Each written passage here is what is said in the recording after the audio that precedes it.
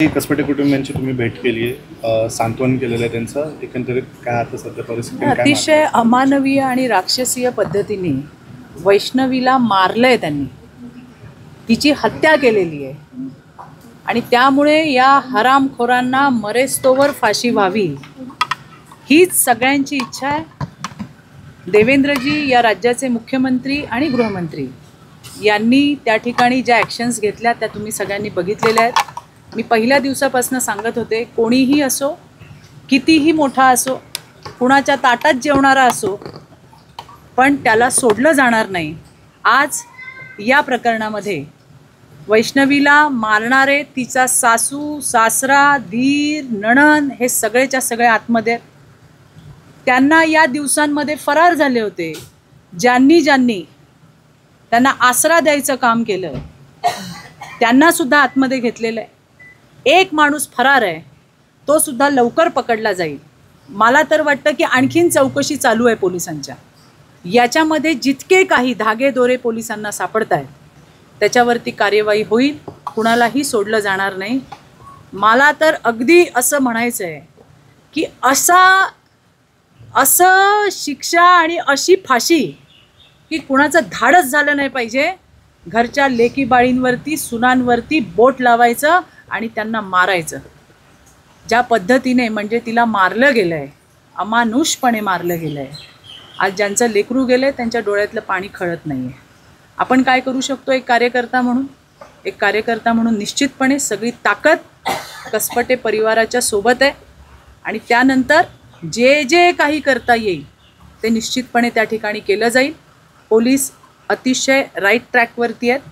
यामध्ये अजून चौकशा, अजून याच्यामधले जे कल्प्रिट्स आहेत त्या सगळ्यांना त्या ठिकाणी शासन होणार. ताई, PM रिपोर्ट समोर आले, त्याच्यात एक धक्कादायक माहिती आली की जेव्हा वैष्णवीचं निधन झालं त्याच्या 24 तासाआधी तिला मारहाण झाली होती. मी तेच म्हटलं की इतकी अमानुषपणे मारलं, इतकं राक्षसीपणे मारलंय की विश्वास बसत नाही आहे की या 21व्या शतकामध्ये सुद्धा पोरींना इतक्या वाईट पद्धतीने मारलं गेलंय. जनावराला सुद्धा कोणी मारत नाही हो असं. तिच्या 9 महिन्याचं लेकरू, त्याच्यातही या हरामखोरांचा जीव अडकला नाही. मला म्हणजे यांना बोलू तितके शब्द कमी आहेत आणि म्हणूनच जास्तीत जास्त शिक्षा ही त्या ठिकाणी त्यांना देण्यात येईल. आत्ताच वैष्णवीच्या आई, बाबा, काका यांनी एक इच्छा सांगितली की त्यांना राजेश केवाडिया हे त्या ठिकाणी वकील म्हणून हवेत आणि निश्चितपणे देवेंद्रजी त्याच्यावरती ॲक्शन घेतील आणि त्या ठिकाणी केवाडिया जे आहेत त्यांना ही केससुद्धा सुपूर्द करतील. त्याचबरोबरीने त्यांच्या मनातली जी भीती आहे की या केसमध्ये लता हगवणे जी वैष्णवीची सासू होती, तिचा सख्खा भाऊ हे पोलीस दलामध्ये IG आहेत आणि ते आजही त्यांना मदत करतायत असं त्या ठिकाणी त्यांचं म्हणणं आहे. मला निश्चितपणे इथेही सांगायचं आहे, कुणीही असेल तरी देवेंद्रजींच्या राज्यात महायुतीच्या सरकारमध्ये कुणालाही पाठीशी घातलं जाणार नाही.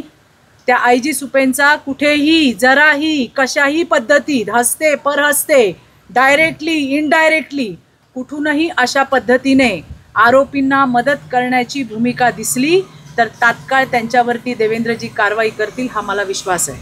आणि त्यामुळे या केसमधले जितकेही आरोपी असतील, अजून तर चौकशा चालू आहेत, त्या जगतापची पण चौकशी चालू आहे, मयुरी जगताप, त्यावेळेला पोलीस कोण होते, का नाही दखल घेतली गेली, कोणी दबाव टाकला होता, कुणाच्या दबावामुळे त्यांच्यावरती कारवाई झाली नाही, या सगळ्या गोष्टींची छानबीन होईल आणि अगदी काही दिवसातच सगळं जे सत्य आहे ते आपल्या समोर येईल. महिला आयोगावर आणि या संपूर्ण प्रकरणामध्ये आता रुपाली चाकणकरांच्या राजीनाम्याची मागणी होती, कुठेतरी नीट काम नाही करत आहे असा आरोप आहे. बघा, मला असं म्हणायचं आहे या ठिकाणी की मयुरी जगताप फक्त महिला आयोगाकडे नव्हती गेली, ती भरोसा सेलमध्ये पण गेली होती, ती पोलीस स्टेशनला पण गेली होती.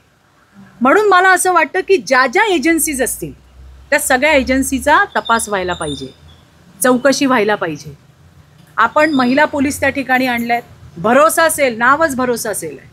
का भरोसा दिला गेला नाही बाबा? कोण पोलीस अधिकारी होत्या, कुठल्या महिला पोलीस अधिकारी होत्या? त्यामुळे एकालाच टार्गेट करून जमणार नाही.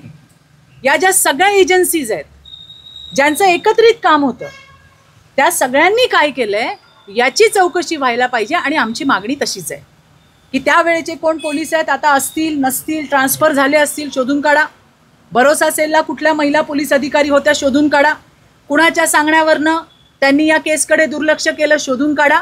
आणि हे सगळं जे मी तुम्हाला आता प्रश्न विचारतेय त्या प्रश्नांवरती पोलिसांचं काम चालू आहे आणि निश्चितपणे जे सत्य आहे ते समोर येईल. थँक्यू.